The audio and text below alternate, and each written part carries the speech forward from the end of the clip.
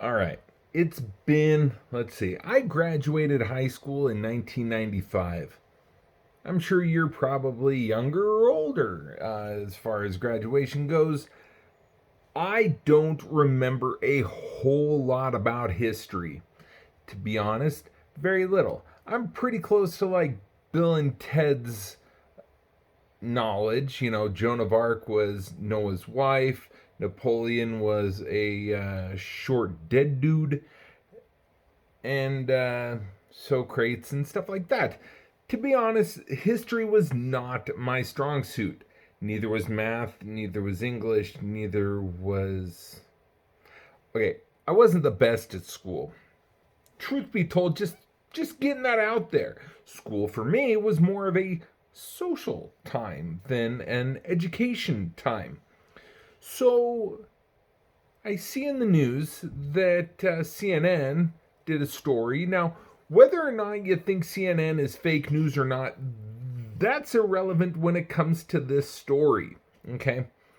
An Illinois lawmaker and community leaders are calling for the immediate removal of history books and suspension of history lessons in their school districts because they say current materials and lesson plans, quote, lead to white privilege and a racist society. Maybe it's a good thing I didn't study history as much as I could. I could have wound up being more white privilege and more racist. They go goes on. State Representative LaShawn K. Ford joined a group of Evanston leaders Sunday to ask the state to cease its history lessons, saying current history books and curriculum practices unfairly communicate our history and overlook the contributions by women and members of the Black, Jewish, LGBTQ communities and other groups, Ford said in a statement to CNN. To be honest, I don't even think the LGBTQ community existed 200 and almost 50 years ago when this country was turned into a country. So I don't know how far back we have to go to consider it history, to consider it something that we teach our kids.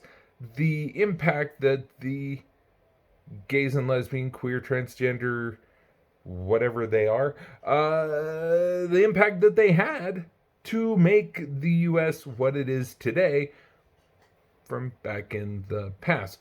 The Black History, they do have that. In fact, every year we celebrate Black History Month and go over all of the history that the blacks have had and the great African American or just great black Americans, the impact that they've had, because there are many historical black history people. Until a suitable alternative is developed, we should instead devour greater attention towards civics and ensuring students understand our democratic processes and how they can be involved, Ford said. I'm also alarmed that people continue to display symbols of hate, such as the recent display of the Confederate flag in Evanston. And I'll go on to say all the flags of the BLM, signs of hate. It can go both ways. Just saying. The call to action isn't new for Ford and community leaders. It's an ongoing initiative that started in February when Ford helped introduce HB 4954, which calls for the amending of school code to include commemorative holidays to observe the principles of nonviolence and human and civil rights. Personally, I think every day should be a holiday, and paid holiday at that, and we don't have to go to school and don't have to go to work, and we get paid for it only on days that are nonviolent and are civilly right. I don't know. Either way, I think getting paid holidays would be fantastic.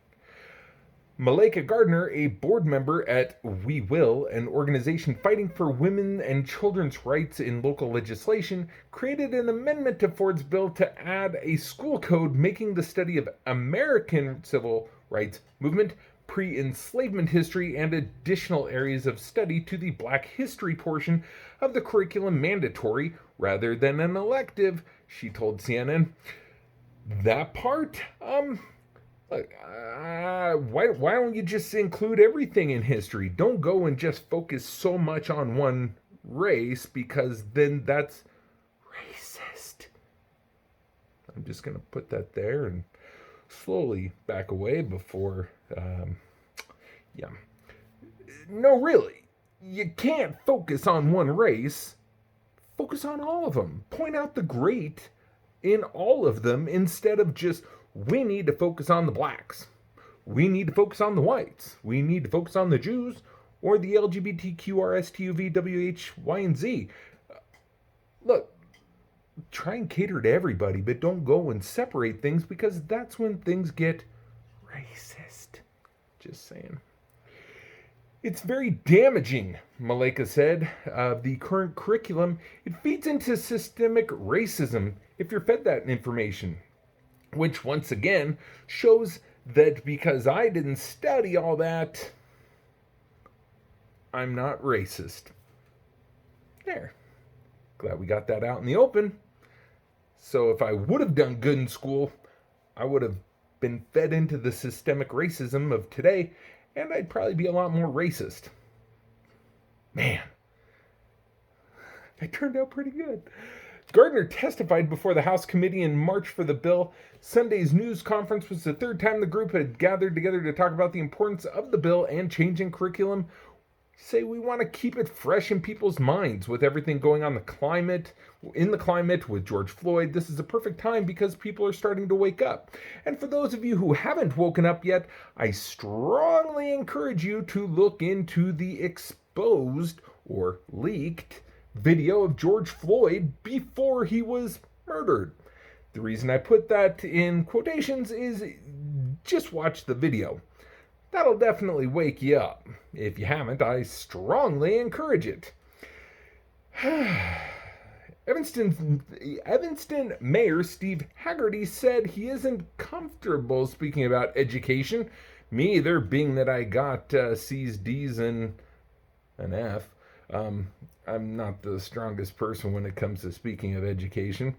He doesn't like the education curriculum and whether or not history lessons should be suspended, probably because he's afraid of not getting all the votes, so you don't want to rock the boat a little.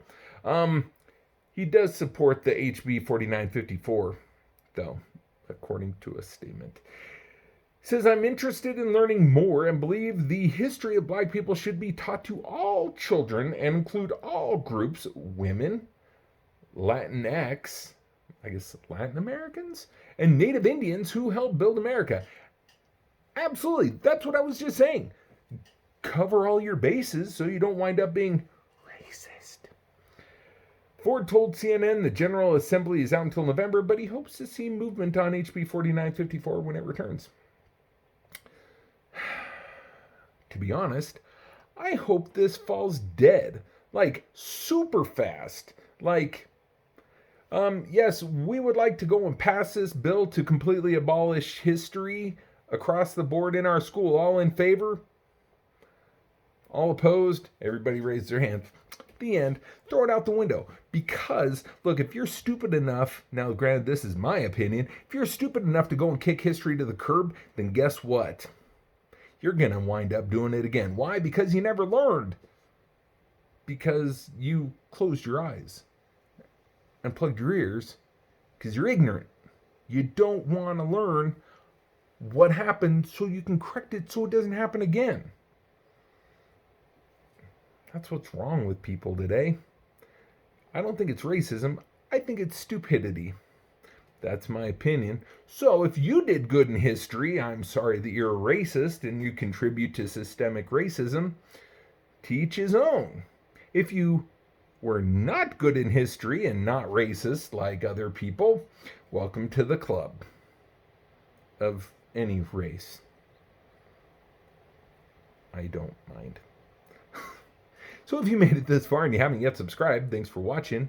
Give me a thumb up, subscribe, and share so your smart history buff friends could know that they're racist, and your non-history buff friends will know that they're not.